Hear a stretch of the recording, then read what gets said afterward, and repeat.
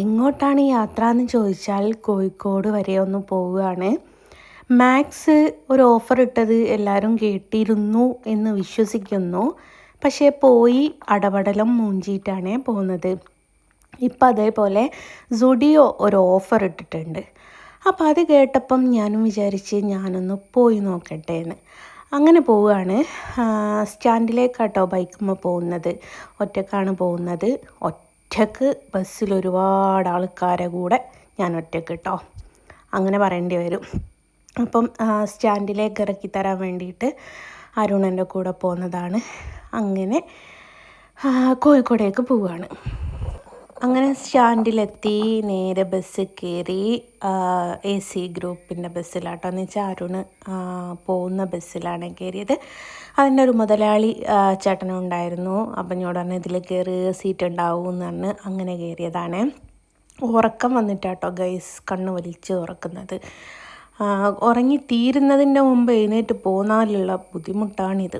അങ്ങനെ ഉറക്കം തൂങ്ങിയിട്ട് ഏതായാലും കോഴിക്കോട് വരെ ഒപ്പിച്ചു. അങ്ങനെ സ്റ്റുഡിയോൻ്റെ മുമ്പിലെത്തിയപ്പോൾ ഒരാൾക്കൂട്ടം.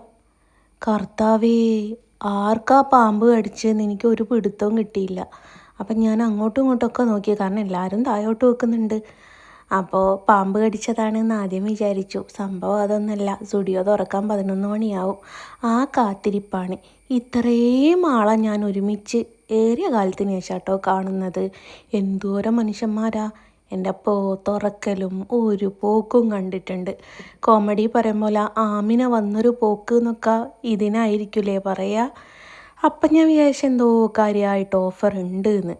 അങ്ങനെ ഞാനും ഇതിലൊരാളെ തള്ളി മാറ്റിയിട്ട് അങ്ങോട്ടങ്ങ് കയറിയിട്ടോ. മാക്സ് പണി തന്നതിൻ്റെ അതിൽ സ്റ്റുഡിയോ പണി തന്നിട്ടില്ല കേട്ടോ. ഇഷ്ടം പോലെ കളക്ഷനും നല്ല വിലക്കുറവും. ഏതാ എടുക്കേണ്ടതെന്ന് മറ്റേ ഇവള് പറയുന്നൊരു ഡയലോഗ് ഉണ്ടല്ലോ, ഏതാ എടുക്കേണ്ടതെന്ന് അറിയില്ല ചേട്ടാന്ന്. അതേപോലെയാ CID മൂസയിലുള്ള ബിന്ദു പണിക്കരുടെ ഒരവസ്ഥയായിരുന്നു എല്ലാവർക്കും. കിട്ടുന്നതെല്ലാവരും കൂടിയും വാരുക. അമ്മാതിരി കളക്ഷനും ഉണ്ട്, നല്ല ഓഫറും ഉണ്ട്. ഞാൻ വിചാരിച്ചു ചുമ്മാ ഈ റീൽസിന് വേണ്ടിയിട്ട് പറയുന്നതാണെന്ന്. അങ്ങനെയല്ല കേട്ടോ, ഒരുവിധം ആൾക്കാരും ഉണ്ട്. ആൾക്കാർ ഇങ്ങനെ സമയം കഴിയുന്നതിനനുസരിച്ച് കൂടി വരിക. അങ്ങനെ എല്ലാം കൂടിയും സെലക്ട് ചെയ്ത് ട്രയൽ ചെയ്യാൻ കയറി. ആദ്യം ഇതാണ് ഞാൻ എടുത്തത്. അപ്പം ഇതേപോലെ ഒരു ബ്ലാക്കും വൈറ്റും വീട്ടിൽ തന്നെ ഉണ്ട്. അപ്പം ഞാൻ വിചാരിച്ച് വേണ്ട എന്ന്. ഇതിനൊക്കെ 499 രൂപയാട്ടോ ഉള്ളത്. അടുത്തത് ഇതെനിക്ക് വല്ലാണ്ടങ്ങ് ലൈക്കായി. ഇതിനും 499 രൂപയെ വരുന്നുള്ളൂ കേട്ടോ. ഇതൊക്കെ 999 വിറ്റുകൊണ്ടിരുന്ന സാധനം കേട്ടോ.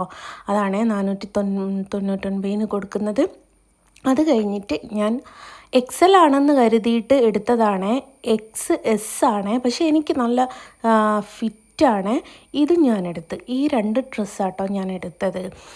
ഇതിനും 499 രൂപ. പിന്നെ ലാസ്റ്റ് ഒന്ന് ട്രയലിട്ട് നോക്കിയേ. ഇതെനിക്ക് ഇഷ്ടമായിട്ടുണ്ട്, പക്ഷേ വൈറ്റാണ്. പണി പാളും പിള്ളേച്ചാ. അത് കഴിഞ്ഞ് അവിടുന്ന് 3 ഐലൈനർ എടുത്തു കേട്ടോ. ഒരു ബ്ലൂവും 2 ബ്ലാക്കുമാണ്. 99 രൂപയല്ലേ. ബില്ല് ചെയ്യാനുള്ള ആൾക്കാരെ കണ്ടോ നിങ്ങളിത്? ഞാൻ തന്നെ അന്താളിച്ച് പോയി. എമ്മാതിരി മനുഷ്യന്മാരാണെന്നറിയോ. ഡ്രസ്സ് സെലക്ട് ചെയ്തതിനെക്കാട്ടിലും ഒരുപാട് നേരം നിൽക്കേണ്ടി വന്നിട്ടോ ബില്ല് ചെയ്യാൻ.